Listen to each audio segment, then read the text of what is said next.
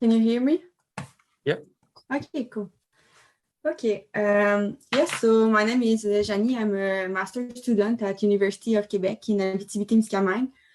So today I will talk to you about Boreal tree species respond to a short-term drought that happened here in Quebec in August 2021. So with climate change, we are expecting more meteorological extremes such as droughts and heat waves. Here you have an example of aspen mortality in Saskatchewan following a major drought in 2002.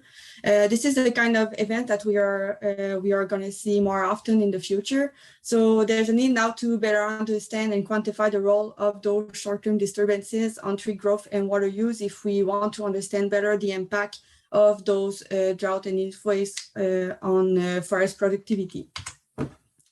So there are many factors that can determine the drought impacts on trees. First, the intensity of the drought when we think about the water condition, like temperature, vapor pressure deficit, and the amount of precipitation, and also the duration of those events. And at the site, we can think about the substrate on which the forest stand is located. On the soil with the faster drainage, this limits the water availability during a drought. So this is an important factor to consider. And also for the trees, the functional threats that can allow trees to avoid a drought impact are important, and the competition for water.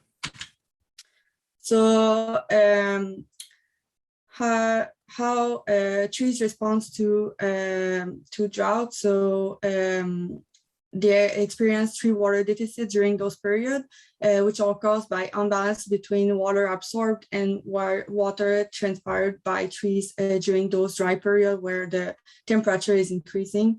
And during those periods, the trees cannot rehydrate completely, which can affect the trigger pressure in the living cells and limit the cell enlargement in the xylogenesis. So this can limit tree growth as well, and at a major scale, the forest productivity. So we think that intra-annual studies can help to better understand those short-term disturbances that happen at a seasonal scale. So here we work with, in this project, with dendrometers, which can measure the variation of the stem at the daily scale. So we can see those expansion and contraction phase at the stem during the day. And from those signals, we are able to extract tree growth and a tree water deficit. So the objective of this project is to investigate the species-specific and site-specific responses of boreal trees to environmental variation regarding the tree water deficit and growth at the stem. So our study sites are located in northwestern Quebec. We can see the study sites in red, and the other dots are for the weather station that we used. Some of them are provided by the government of Quebec. So as I said, we are using dendrometers to measure the daily radial variation at the stem. So we also install at every site weather station, which are providing data on precipitation, air and soil temperature, soil water content, and air humidity. And all those data are taken at a time resolution of 30 minutes for all the growing season. So here you have our experimental design. So our study site will put in place in May 2021, so not this summer, but the previous summer. And we study 3 species that are widespread here in Quebec, so black spruce, jack pine, and trembling aspen. For both jack pine and black spruce, we want to compare their response to environmental variation on 2 types of soil, so on sandy sites and on clay sites. We think we should detect specific tree species sensitivity to water availability during this 2 years project. We think that black spruce may be more water limited during dry periods.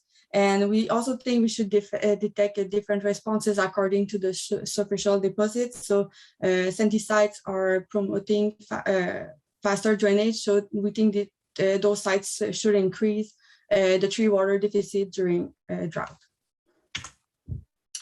So this is a 2 years project for a master. So we put in place those study sites in May 2021, and we were lucky enough under our first summer to register a drought at all our 4 sites.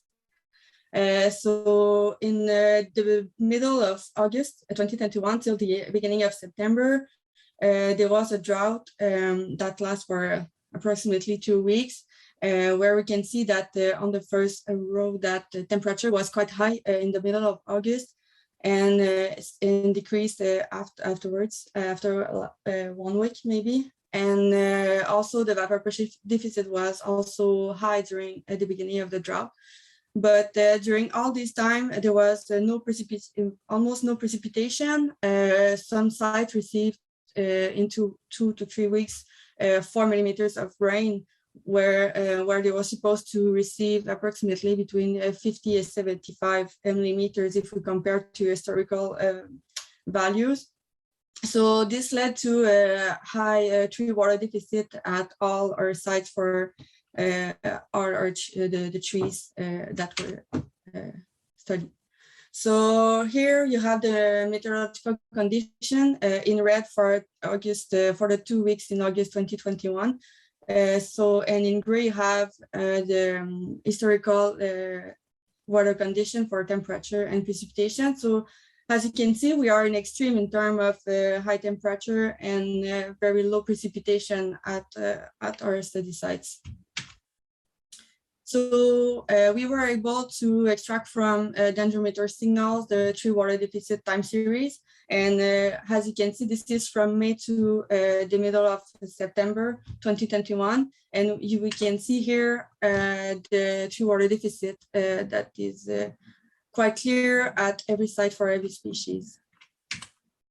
So we first said this is preliminary results. We wanted to look at the impact of vapor pressure deficit and relative extractable water during that period on the tree water deficit. So on the first row, you have VPD impact on tree water deficit, and the gray area represents the value during the drought. So you can see that the VPD is increasing tree water deficit during that period of time. But we are not in extreme here in terms of vapor pressure deficit. During the growing season, there were more high period. There were other periods where the VPD was quite high. But if we look at the second row, we can see that we are in extreme in terms of relative extractable, low relative extractable water value. So if you look at the different shade of gray, you can see from light to dark. This is how relative extractable water changed during the time during the drought for a different date. So in light gray is the beginning of the drought till the darker gray, which is the end. So you can see that it's reaching a value of 0 by the end of the drought. So this is a very limiting factor that affected tree water deficit during that period of time for all species there. And we wanted to compare the response of different species during the drought. So we have the significant difference between species. We see that aspen is experiencing less tree water deficit during that period, but we have a different similar response for jackpine and black spruce on the clay sites. For the sandy sites, we can see that the pine is experiencing a little bit more stress during that period comparing to spruce. And but there was a significant difference for jackpine and black spruce for the sandy sites. So so they experience more stress on those sandy sites, which is correspond to our hypothesis. So vapor pressure deficit and relative extractable water both increased tree water deficit during the drought, but their role were different depending on the timing during the drought. Trembling aspen experienced less water stress than other species, and sandy soils increased tree water deficit during that period. Because we use dendrometers, we also collected data on growth during the summer 2021. So it would be interesting to see what is the impact of this drought on tree growth. Thank you.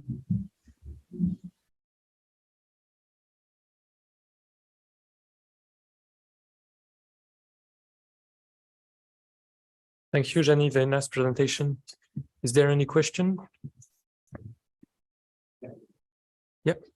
That's a very impressive master's project.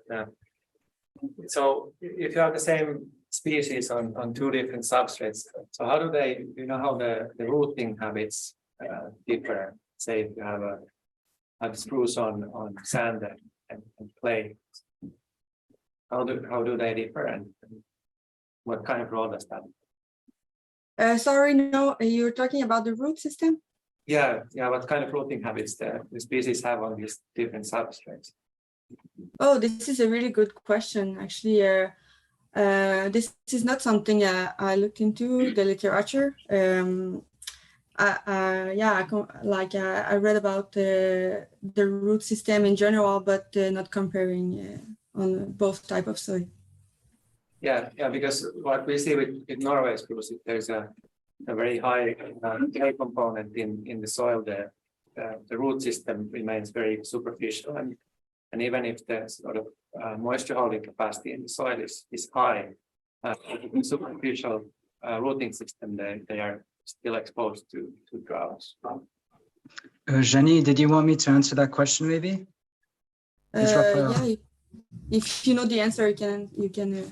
Yeah, so I've been working with on Jeanny's site as well, and Fabio's really busy right now, so he could answer this question as well. So what we found with on the eskers, on the sandy eskers, is that the trees are more susceptible to summer heat stress, and we think that that's due to the rooting depth of, say, the spruce, which is quite shallow relative to the jack pine, which is a little bit deeper, and then to the trembling aspen, which is the deepest of the three. And through hydraulic uplift, the trembling aspen can bring some of that moisture up to the shallower horizons, and that can benefit these other species. Thank you very much. Yeah, another question, Dora. We have a question online. Hey, hi, Jeanny. Thank you for your presentation. I have a question because you talked about, and it was very correct, about like duration and the impact of drought. I wondered if you were thinking also about the timing of your drought, because you talked about xylogenesis, and you said that, okay, this drought impacts cell enlargement, but it also impacts nutrient distribution, and it will change according when your drought happens. Like, because you know that cell production occurs and cell enlargement occurs mostly, they requires a lot of resources in terms of water at the beginning of the growing season when you have early wood production. But in August, you are having late wood production with demands for less water.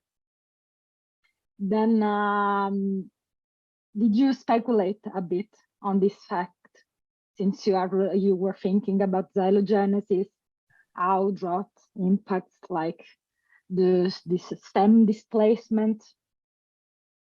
Yes, I did think about that, and you're right. Like, the timing is very important. And when we looked at, we extracted already the growth data, and we can see that the growth curves was still increasing and was not flat by the middle of August. So we wanted to look. This is in the next step, actually, to look into the impact on growth, and to consider those the timing also. But when you talk about growth, in your case, you're talking about stem displacement, then hydration, rehydration. Then this is very important, especially for black spruce, because it grows very slowly. Not many cells in black spruce. then this is very important that you keep in mind that like it really depends on what the plant is doing when the drought happens, because physiologically it doesn't need the same thing, and then it will affect differently the resource carbon allocation and phylogenesis. And yeah, thank you. I will keep that in mind. Yeah, and maybe I will contact you actually when I will get further in this analysis. It will be my pleasure to help you. Thank you. You're welcome. Thank you. So we get a new collaboration. Cool. I met the day.